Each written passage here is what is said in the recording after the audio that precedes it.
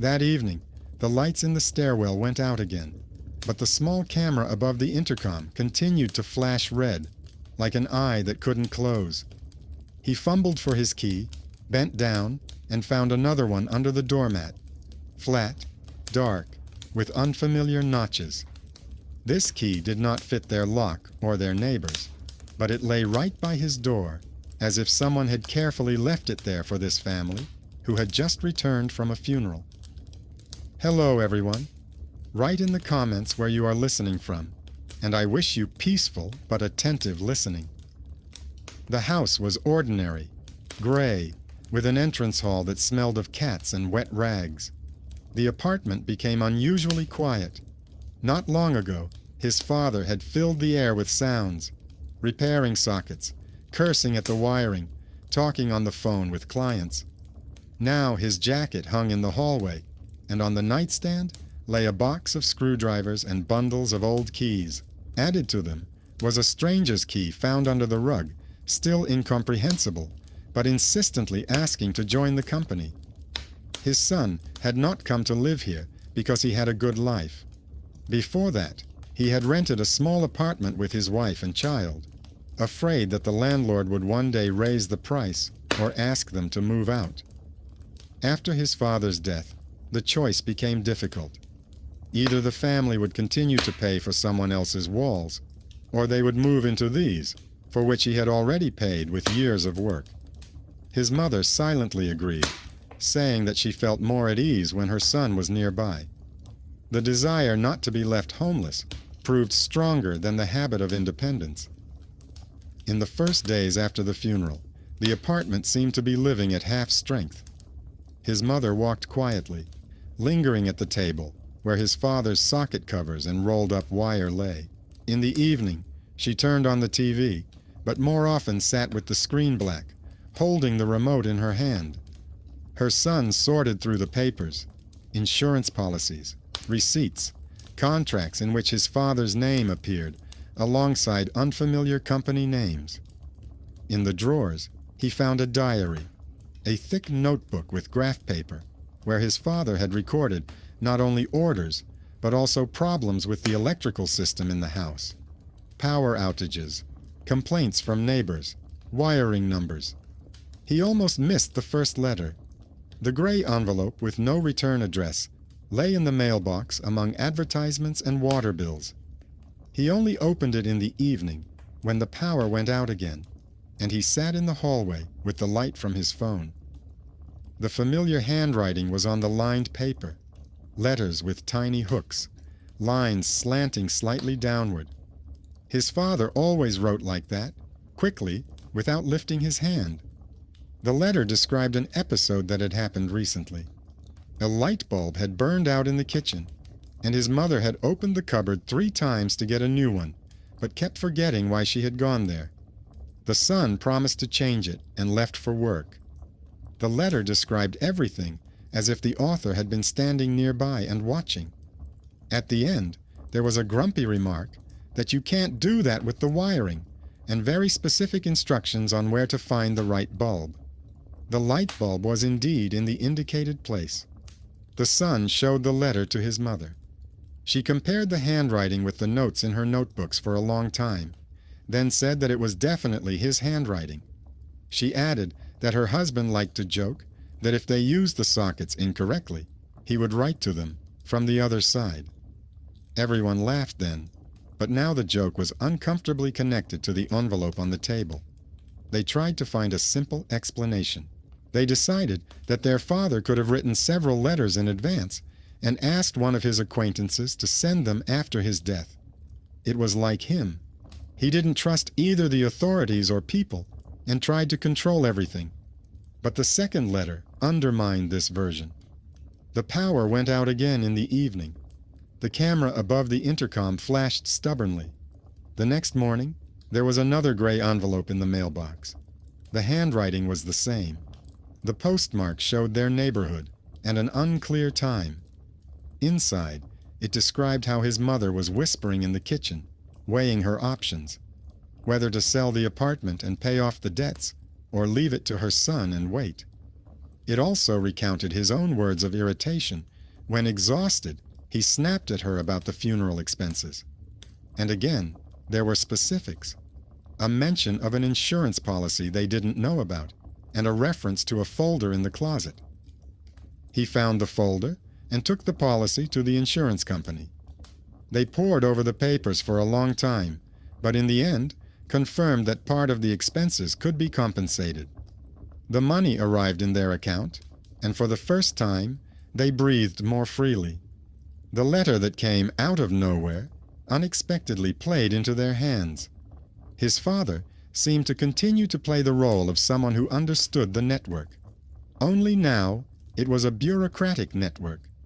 The son began to notice common details. Letters arrived only after power outages. Each time, the camera above the intercom remained the only living point in the darkness. The postmarks always indicated their neighborhood. On the back of each envelope, there was a tiny dot in the corner, made with a ballpoint pen. Exactly the same marks their father had made in his diary on days when, according to him, something strange was going on with the network. There was something else in the notes. Mentions of nighttime accidents at the substation, complaints from residents, and the same phrase, problem house. The third letter confirmed the pattern. It described how he broke the old drawer of his father's desk, how his mother, seeing the scattered tools, turned away to the window so as not to show that she was hurt. At the bottom of the page was neatly written the phone number of a former colleague, the same heavy man who once sat in their kitchen discussing the wiring. The letter said, "This one is for the basement." Her son called. The man did indeed remember her father, then helped with the recalculation of utility bills. He called the right place. The amount on the receipt unexpectedly decreased.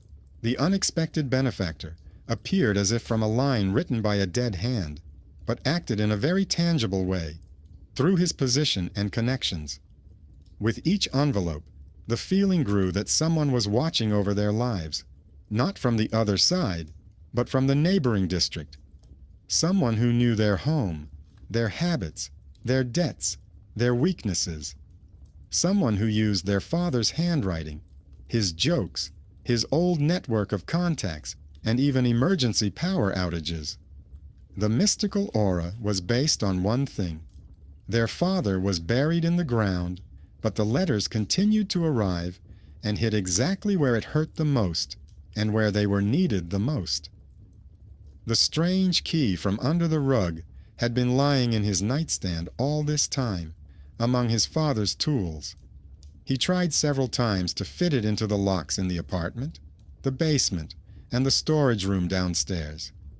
It didn't fit anywhere.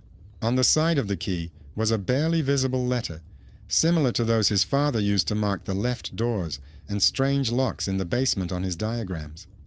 This key seemed like another part of someone else's game, an object that seemed usable, but it was unclear where it was supposed to fit. He began to keep his journal next to his father's. He recorded the days of power outages, the times when the camera flashed particularly often, the letter number, the topic they had discussed at home the day before. He pasted copies of receipts, notes from the insurance company, and the names of people he had been sent to from the letter. The line of observations became dense. Each letter clung to some everyday mistake, a light bulb not replaced in time, a forgotten contract, a rash remark about selling the house. By the fifth envelope, fear and gratitude had finally merged. The letter contained his thoughts about how the apartment was weighing on him, how it would be easier to sell everything and leave before it was too late. The letter ended with the phrase, "A house that is given away, piece by piece, ceases to be a home." Reading this, he understood that if he continued to simply accept these hints, someone else would determine their lives, using the image of his father as a convenient mask. The next time the lights went out in the house, he decided not to wait passively for the morning envelope, but to go out and meet the person who quietly slipped letters after the funeral and someone else's keys under their door from the darkness of the stairwell. The next power outage came, as usual, at the most inconvenient moment. The kettle was boiling in the kitchen, cartoons were flashing in the child's room, and his mother was rubbing detergent on the bathroom walls. Everything suddenly plunged into darkness, and only a red dot lit up above the intercom downstairs. His son was no longer afraid. He took it as a signal. It was time. He took the flashlight, the same one his father used to walk through the basements, put the key he found under the rug in his pocket, threw on his jacket, and went out onto the landing. The elevator was stuck somewhere between floors, the cables groaning dully in the shaft. There was a rustling sound coming from the stairs below, heavy footsteps, and the quiet clinking of metal. He stood slightly to the side of the peephole so he wouldn't be seen, and waited. A short figure appeared from below, carrying a large bag over her shoulder. The light from his flashlight slid along the reflective strip on her belt, along the familiar silhouette. It was the very same postwoman that the neighbors had grown accustomed to ignoring. She felt her way down the stairs, stopping at each door for a second. On their landing, she put her bag on the floor, took out a small flashlight, thin as a pen, and illuminated the apartment number. Then she opened her bag and took out a gray envelope. He watched as she carefully placed the envelope on the doormat, straightened it as if it were a business card, and was about to move on. He stepped out of the darkness and spoke, trying to keep his voice steady. He explained that he understood. There was a schedule, there was a mailing list, but the letters that had been coming to them since their father's death were too strange. He asked directly if she brought them from the usual bag, or if someone gave them to her separately. The postwoman was not afraid. She sighed and said that her boss gave her envelopes without a return address, and stamps with a special stamp, separately from the general stack. Each such envelope is marked in the log as to be delivered personally to the mailbox. She herself does not read the letters, nor does she have the right to, but she notices that the address is always the same, and that they only arrive after the nightly power cuts. She added that her father often helped them with the switchboard when the postman's lighting in the entrance hall malfunctioned, and her boss spoke of him as a man who keeps the whole house on his word of honor. The postwoman believed that this was his last request, sent through the mail. He asked if he could look at the log. She hesitated, said she wasn't sure, but then admitted that she had been feeling strange for a long time when carrying these envelopes. Once she asked her boss who sent them for delivery. She replied that it was by internal order from the center, and showed her a printout signed by a person unknown to him. The surname in the document was familiar to him.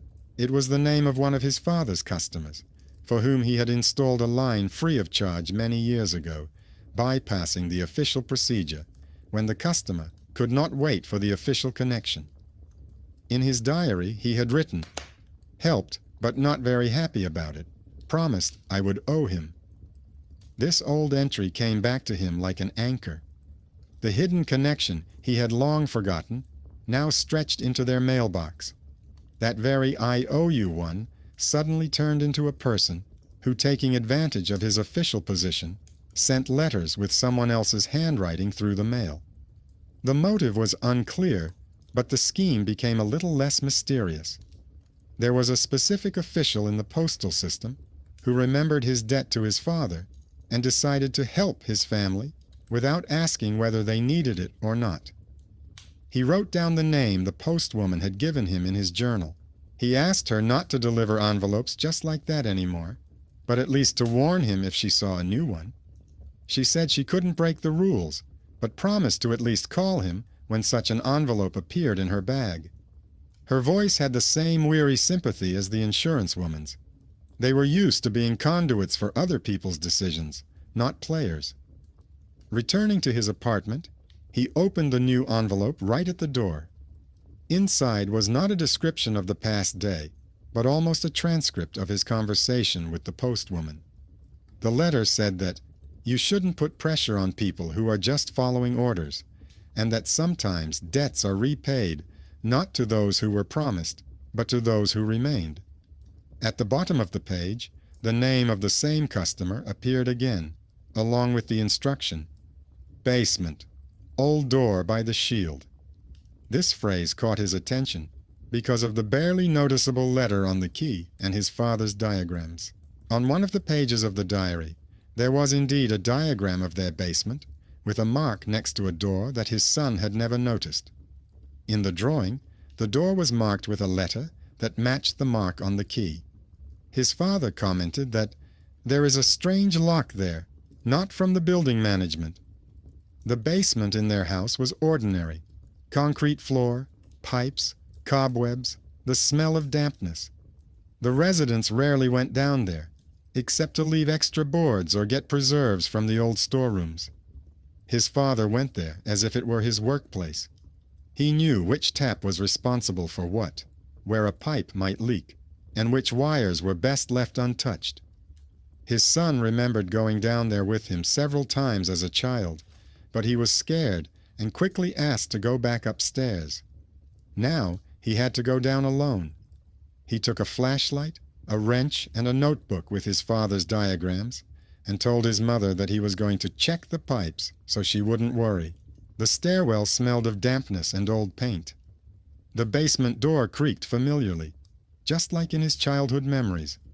The air downstairs was thick. The light from the flashlight revealed numbers on the wooden doors of the storage rooms, locks on hinges, and scraps of old notices on the wall. He walked, checking the diagram. Turn right, then straight ahead to the thick heating pipes, then left to the shields. The noise of the city was muffled by the concrete. The door his father had marked on the diagram really did exist. It was inconspicuous. Metal, painted the same color as the wall, with no apartment number. The handle was worn, the keyhole narrow, just above waist level.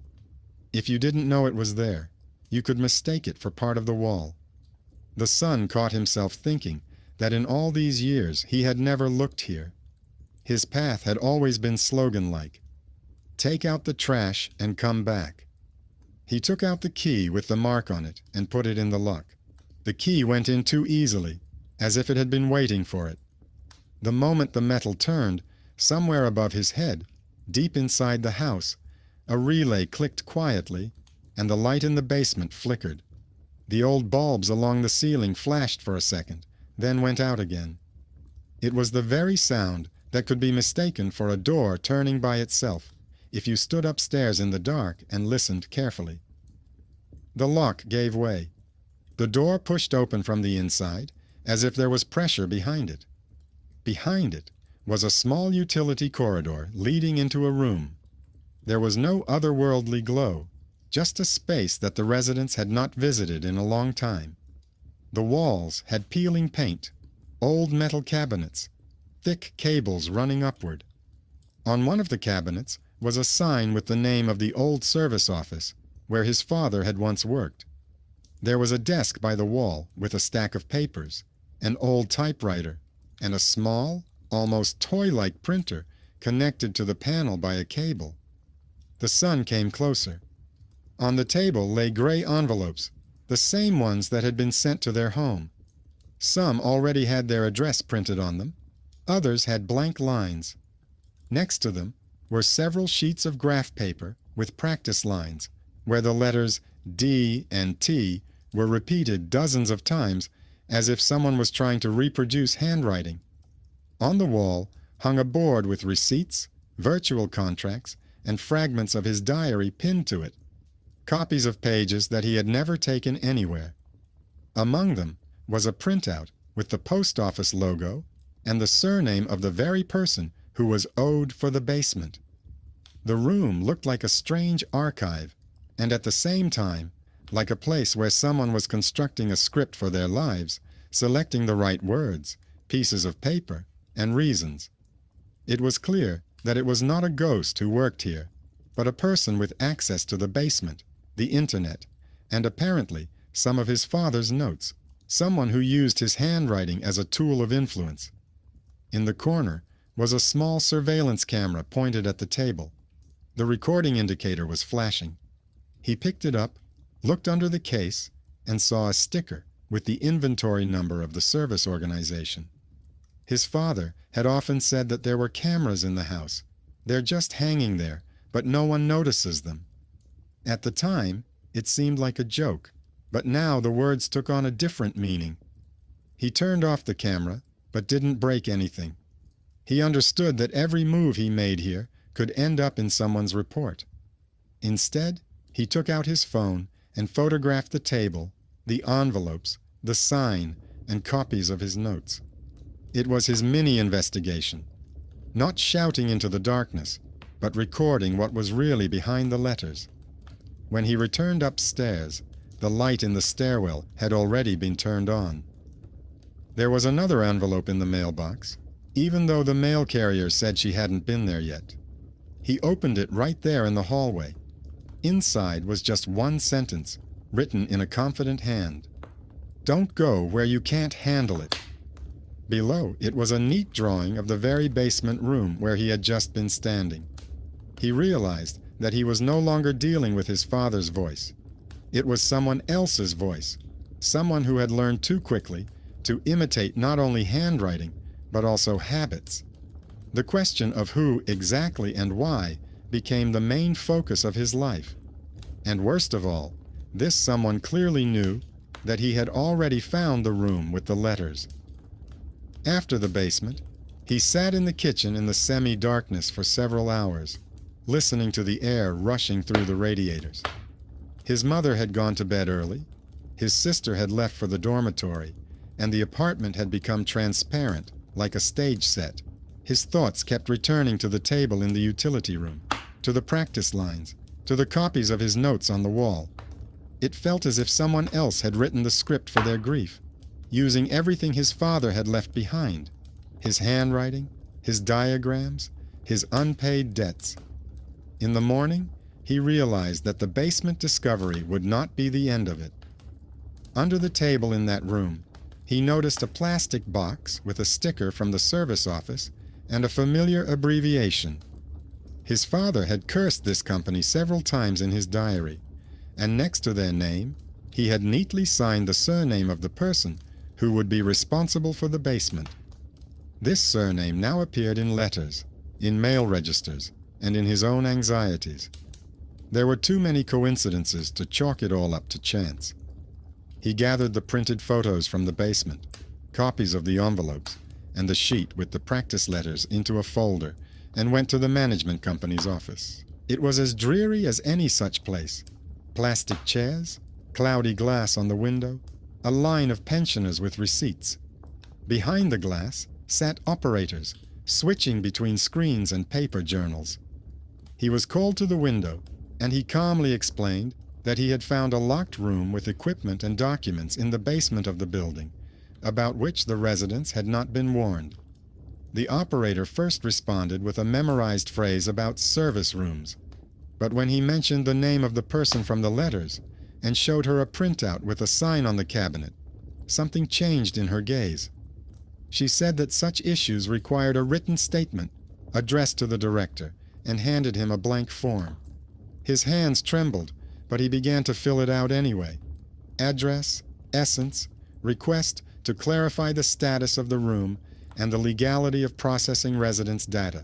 While he was writing, another employee approached the window, a young, quiet person with a badge and a thick folder in her hands. She looked at his papers, at the photographs, and asked her colleague for his statement, for clarification. They walked over to a table, whispered. Then the second employee returned and suggested that he sit down a little to the side and wait. She said she would try to look at the internal records for the house, although they don't usually do that. There was no curiosity in her voice, only cautious sympathy. After a while, she returned with printouts. They contained lines from the internal database, information about the connection of the intercom, cameras, and emergency lines. Among them was a record of that very basement room. It was listed as a service node for monitoring load and consumption. The servicing organization was that very firm, and the person in charge was a familiar name from the diary. In a separate column was a list of apartments connected to the surveillance program. Their door was at the top of the list. On the right was an inconspicuous note, "At the request of the client for special services."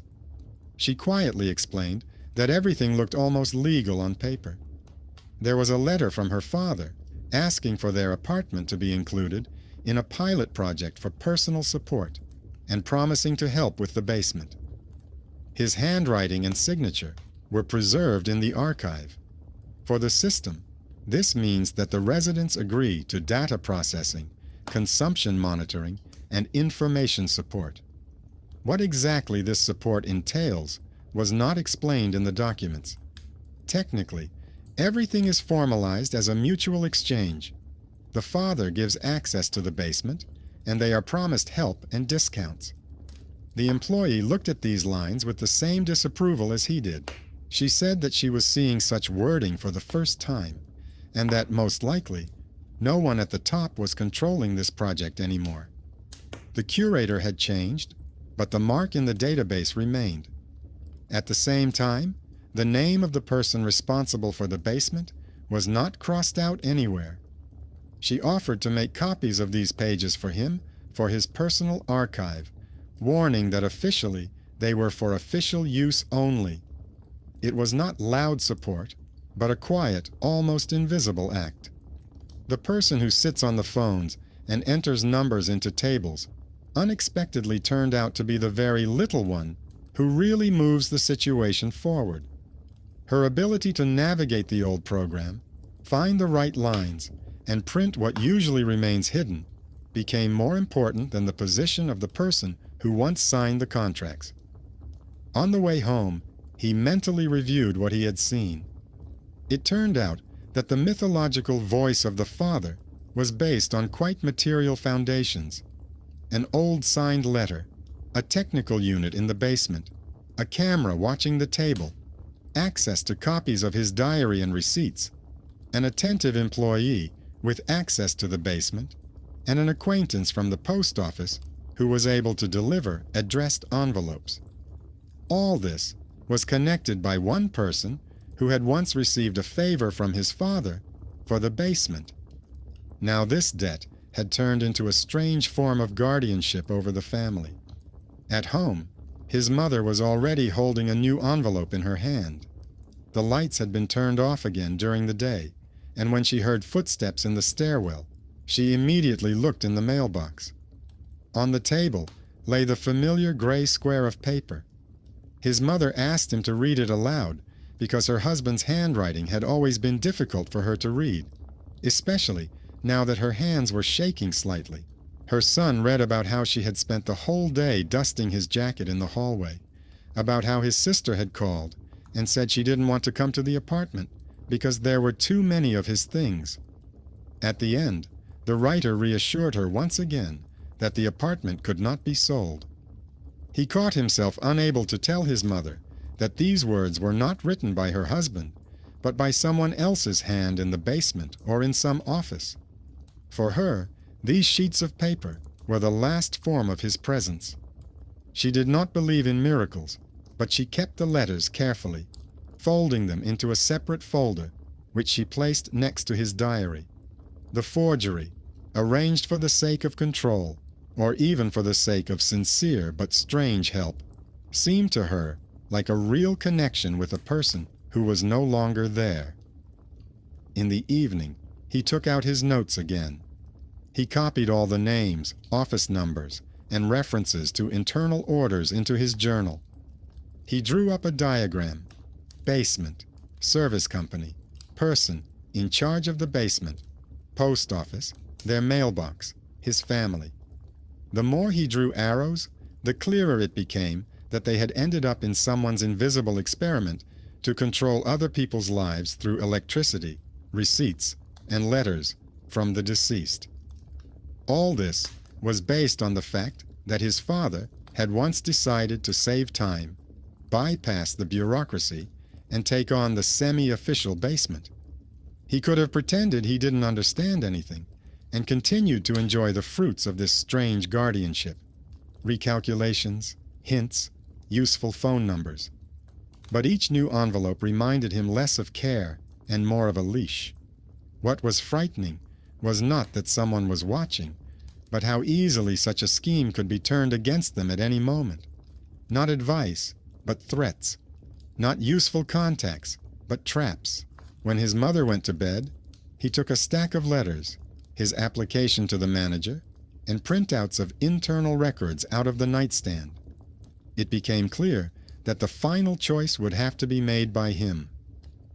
Either leave everything as it is, allow the invisible benefactor to continue interfering under the guise of his father, or try to sever the connection, knowing that with it, the convenient help would also end. He remembered how, as a child, his father had taught him to distinguish between a normal current leak and a dangerous one. He said that there are wires that heat up because they carry a load, and there are those that glow red because they are being used for purposes other than their intended use. In the first case, the system can be reinforced. In the second, it is better to turn everything off, even if it means temporary darkness. Right now, their life resembled the second option. The plan was simple and crude. On one of the upcoming evenings, when the lights were scheduled to be turned off again, he was going to go down to the basement once more. He would turn off the power to the room where the letters were written and printed, make copies of their contents, and at the same time initiate the official procedure through the manager and the mail. This way, those who were used to acting quietly would be left with neither convenient technology nor the right to pretend that nothing was happening. The thought that somewhere on the other side of the system there was a person who already knew about his move would not leave him. But now he had not only fear and guesswork, but also documents, diagrams, and small but very precise help from those whom no one usually notices. This is what gave him confidence. Someone else's game always relies on silence. As soon as someone begins to carefully and professionally show the paper and call things by their names, any legend about letters after the funeral begins to look not like a miracle, but like someone's very personal intervention. He didn't wait for the next scheduled visit. The day after visiting the manager, he took his father's flashlight and a notebook with diagrams, and returned to the basement in the afternoon, while the house was still light and the elevator was working. He didn't want everything to depend on another emergency shutdown, which someone could use as conveniently as they had done before. The door to the utility room opened with the same key. Inside, it smelled of dust and hot metal.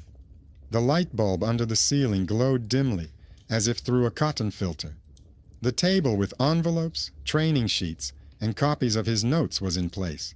Only now, knowing about the internal arrangements, did he see not a secret laboratory of wonders, but the illegal work corner of a man who had confused someone else's life with his own project. He found a package of circuit breakers on the panel to which this room was connected. On his father's diagram, this section was labeled dryly and without emotion, like any technical node. Next to it was the familiar surname of the person in charge. In his diary, his father left a short note. "If you're going to mess with it, turn off the power first, otherwise you won't be able to figure it out later." He followed this logic. He turned off the circuit breaker, waiting for the characteristic click. The light above the table went out, the printer fell silent, and the indicator on the camera stopped flashing. He didn't break any equipment or tear up any documents. He simply gathered from the table surface everything that belonged to his family, prepared envelopes with their address, practice sheets with forged handwriting, printouts of their receipts, copies of pages from his personal journal. He left the rest as it was. He understood that at any moment people from the service company, the management company, or some inspection agency could come down here. Let them find the room without power, but intact, along with a neatly folded bag, which he himself would take upstairs to show to those who had the right to ask questions. Before leaving, He looked once more at the sign with the company name and the surname in the corner. There was no feeling of victory in his head. Rather, a strange calmness. He hadn't ruined anyone's life, hadn't thrown a tantrum, hadn't become the hero of a movie. He had simply turned off someone else's guardianship, which had long since crossed the line, like turning off an extra light so the wiring doesn't catch fire. Everything else seemed almost mundane. He took the bag with the envelopes and copies to the manager, attached them to the application that had already been submitted, and demanded that they be registered as attachments. The young employee, the same one who had helped with the internal printouts, neatly stapled the papers, stamped them, and marked them as received. She said that now the director would not be able to pretend that nothing had happened. The documents were now part of the official file. He went to the post office separately. There was the same line of people with packages and pensions. He waited his turn, explained that letters without a return address containing personal information were regularly arriving in his name, and that he was requesting an investigation. He showed one of the envelopes, pointed to the stamp and the line in the delivery log, which only the postwoman had seen before. The branch manager, a dry woman with a tired face, first tried to dismiss him with a phrase about contacting the supervisory authorities, but when she saw a copy of the internal order with the curator's surname, she paused. She asked if she could keep the documents for verification and suggested that he write a short statement. He wrote it, listed the numbers of the letters, and added that some of the information in them could only have been obtained through access to the basement and internal databases. Thus, another inconspicuous participant appeared in his story. The head of the department was neither an ally nor an enemy. She simply did not want her report to ever reveal that strange letters with the forged handwriting of the deceased had passed through her section. Fear for her own position suddenly became his ally. Sometimes it is precisely this cold interest in order that is more useful than someone's vague concern for the family. The reaction was not immediate. For several days, life went on as before. His mother did the laundry, cooked, and watered the flowers on the windowsill. His sister called from school and complained about her roommates. In the evening, the lights went out again, the elevator stopped, and the camera above the intercom flashed in the dark. But the mailbox was empty, except for the usual bills and advertisements. Not a single gray envelope. At first, her mother was happy. She decided that maybe someone above had heard her pleas and stopped tormenting them with letters. Then, when the silence dragged on, it became clear that she missed those letters, like a ritual, like a reason to see the familiar letters again. She would sometimes take out the old folder, flip through the pages, stroke the familiar hooks with her finger, and say that her husband seemed to still be here a little. Looking at her, her son felt a pang of guilt that he could no longer see anything in these letters except the unhealthy game of strangers playing ghosts with useful connections. The last letter arrived after he had disconnected the basement and submitted all the applications. It appeared not in the mailbox, but in the crack under the door when he and his mother returned from the store. The envelope was the same gray, only slightly rougher to the touch, as if the paper had been changed in a hurry. There was no stamp on it, only the familiar handwriting of the address. Inside was a regular apartment key and a short note, written without any attempt to copy his father's style. Uncertain letters, a slight slant. The note said that the debts have been repaid and that you are on your own from now on. There was not a single specific phrase that could be used as a legal basis, but there was also no attempt to continue playing the role of father. He showed the letter to the mailwoman when she came up the stairs again. Seeing the unstamped envelope, she just shrugged her shoulders. She said that this time it definitely hadn't gone through the post office. Her gaze was both guilty and relieved. She admitted that after his visit, her boss had issued internal orders and canceled the strange mark on their address. For her, This meant less unnecessary paperwork. For him, it meant the end of the official part of the game. Another figure was connected to this last envelope. After a while, he received a call from the management and was invited to a meeting with the director. The director spoke dryly and cautiously, relying more on paper than on emotions. He reported that an internal audit had revealed violations in the use of office space and equipment, that access to the basement node was restricted, and that the personal support project for their home had been closed. They were shown a document stating that the premises were being reclassified as ordinary technical facilities without the right to process residents' personal data. The name of the person in charge of the basement appeared separately, in connection with the violation of the rules. How exactly he would be punished was no longer important to the son. The main thing was that no one else could officially hide behind his father's signature. The apartment was gradually being rebuilt for a new life. He threw away the stranger's key from under the rug. He left the key from the last letter, hanging it on a bunch next to the others. It didn't fit the locks, but it served as a simple reminder. You can't let strangers into your life, even if they come as kind helpers. He went to the housing office himself, opened an account in his name, changed the lock on the front door, and ordered a new intercom card. Everything he had previously put off, considering it paperwork, suddenly became a matter of their peace of mind. His mother never found out all the details. He only told her that the basement was now closed and that there would be no more observations of the project. He said that the people who had helped through letters had done everything they could and had now let them go. She was satisfied with that. She continued to reread the old letters from time to time, but less often, like old postcards. Over time, the handwriting ceased to be a voice for her and became part of her memory, like photographs. In the stairwell, the story became overgrown with myths, as it should. Neighbors said that her father had found a way to write after death and recalled details that were not there.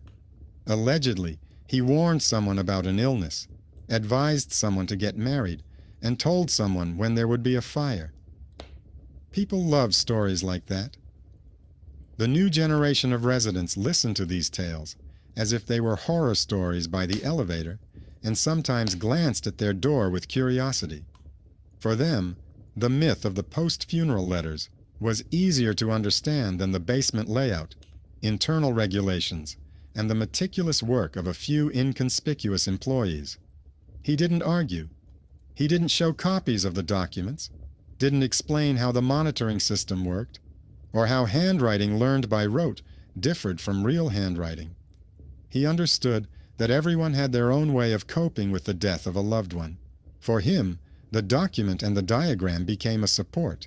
For his mother, paper letters. For his neighbors, a story about a man who, even after the coffin, watches over everything.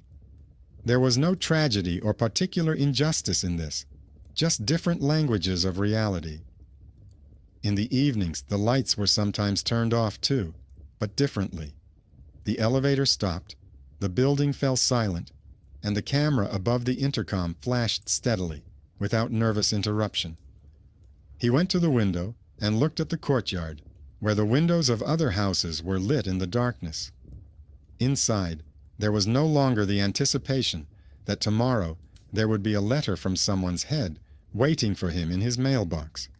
If an envelope arrived, it contained only bills, advertisements, and the occasional postcard. The folder with his father's letters stood on the shelf next to the diary. They were no longer added to, but they did not turn into trash either. They simply became part of the family archive, like property deeds, graduation photos, and medical records. His father had returned to where he belonged, to his life's work, to his wiring diagrams, to his notes in the margins, and to the habits that his son now repeated, checking the sockets and meters himself. Justice here looked quiet. No one came to ask for forgiveness. No one knelt down. No one admitted aloud that they had used someone else's grief as a convenient channel of influence. But the system that allowed this to happen stopped working for free and without question. People who were used to hiding decisions in basements and office rooms received their official marks. Those who were considered small became key figures: an inconspicuous employee, a postwoman, a woman in insurance. The most important thing that changed was choice. Now a family could make mistakes in their own way, pay bills on time or late, argue about selling an apartment, negotiate with neighbors, quarrel and make up, without looking back at what the next letter in a cage with forged handwriting would say. The myth of the letters remained outside, in the conversations in the stairwell. Reality was in the folder with documents, in the silence without hints, and in the fact that from now on, only they themselves had to decide where to turn the doors in the corridor of their own lives.